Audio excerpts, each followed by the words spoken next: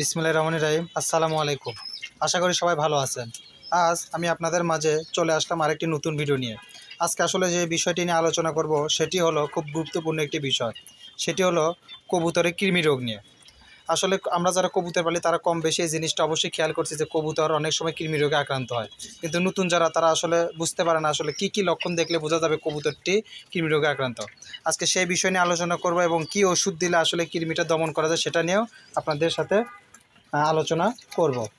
তা প্রথমত যে জিনিসটা আপনারা লক্ষ্য করবেন সেটি হলো আপনার যে কবুতর আছে কৃমি রোগে আক্রান্ত হলে দিন দিন শুকিয়ে যাবে।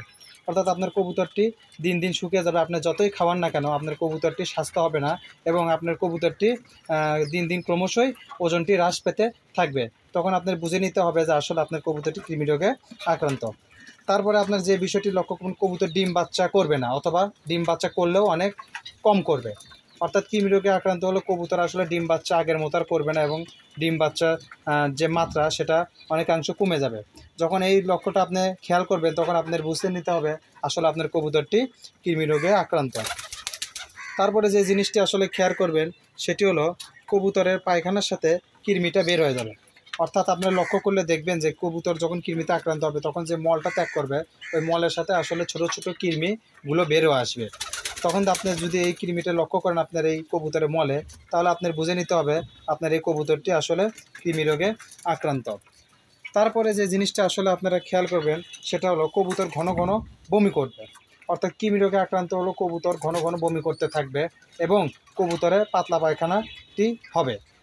আর কবুতরের এই ঘন ঘন বমি এবং পাতলা পায়খানা যদি আপনি লক্ষ্য করেন তাহলে আপনি বুঝে নিতে হবে যে আসলে আপনার কবুতরটি আসলে কৃমি রোগে আক্রান্ত। এবং এই সময় কবুতরের পায়খানার যে রং সেটা অনেকাংশই রংটা চেঞ্জ হয়ে যাবে। কোনো সময় সবুজ, কোনো সময় চুনা এরকম টাইপের হবে। তখন আপনার আসলে বুঝে নিতে হবে যে আপনার এই খামারের কবুতরটি কৃমি রোগে আক্রান্ত। তারপরে কবুতরের যে বিষ্ঠাটি আছে সেই বিষ্ঠাটি আগের তুলনায় অনেকাংশ দুর্গন্ধযুক্ত হবে। অর্থাৎ যেহেতু কবুতর যখন এই মলটা ত্যাগ করবে তখন আপনারা খেয়াল করবেন যে আগের যে তুলনায় কবুতরের মলের গন্ধ সেই তুলনায় এই মলের গন্ধটা অতিরিক্ত পরিমাণ বেড়ে যাবে। তখন আপনি বুঝে নিতে হবে আসলে আপনার এই কবুতরটি কৃমি রোগে আক্রান্ত হয়েছে। তারপর আপনারা যে জিনিসটা দেখবেন আসলে যে জিনিসটা হয় সেটি হলো কবুতরের খাবারটা পুরোপুরি হজম হবে না। অর্থাৎ কবুতর যে খাবারটা খাবে সেটা সম্পূর্ণভাবে হজম হবে না। এই কবুতরের খাবার আসলে মলের সাথে বেরোয় আসবে। তখন আপনি বুঝবেন যে আসলে আপনার এই কবুতরের খাবার যেহেতু হজম হচ্ছে না অর্থাৎ কবুতরের পেটে কৃমি হয়েছে, আপনার এই কবুতরটি কৃমি রোগে আক্রান্ত। কবুতর তারপরে খাওয়া দাওয়া ছেড়ে দিবে, কবুতর ক্রমশ দুর্বল হয়ে পড়বে, পাখাটা ঝুলে যাবে নিচের দিকে। তা যখন এই জিনিসগুলো দেখবেন তখন আপনার আসলে বুঝে নিতে হবে যে আপনার যে লফটের খামারের যে কবুতরটা আছে সেটা আসলে কৃমিতে আক্রান্ত। এখন মানে আসলে কৃমি রোগটা একটা কমন রোগ, এটার আসলে প্রতিকারও আছে, চিকিৎসাও আছে।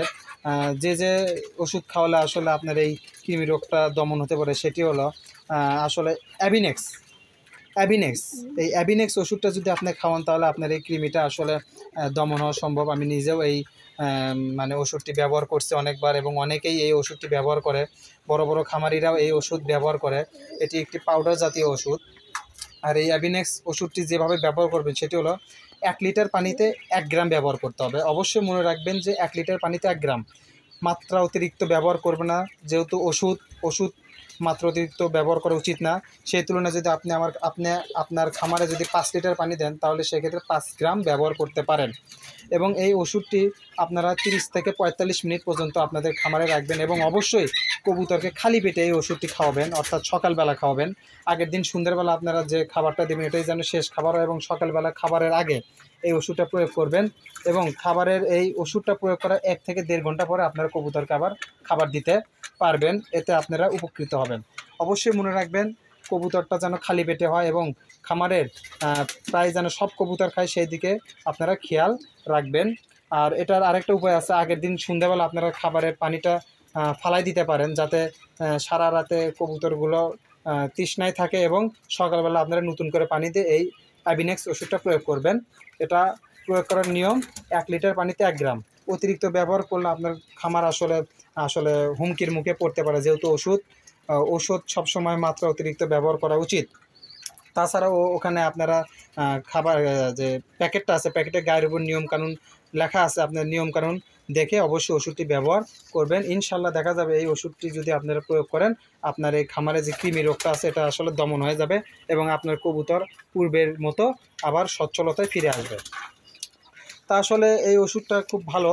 আমি আপনাদের সুবিধার্থে অবশ্যই ডেসক্রিপশন বক্সে ওষুধের নামটা দিয়ে দেবো, আপনারা ওখান থেকে দেখে নেবেন। আর এই ওষুধটা প্রয়োগ করে অবশ্যই ওষুধ প্রয়োগ করার পরে ক্যালসিয়াম কোর্সটা আপনারা করাতে পারেন।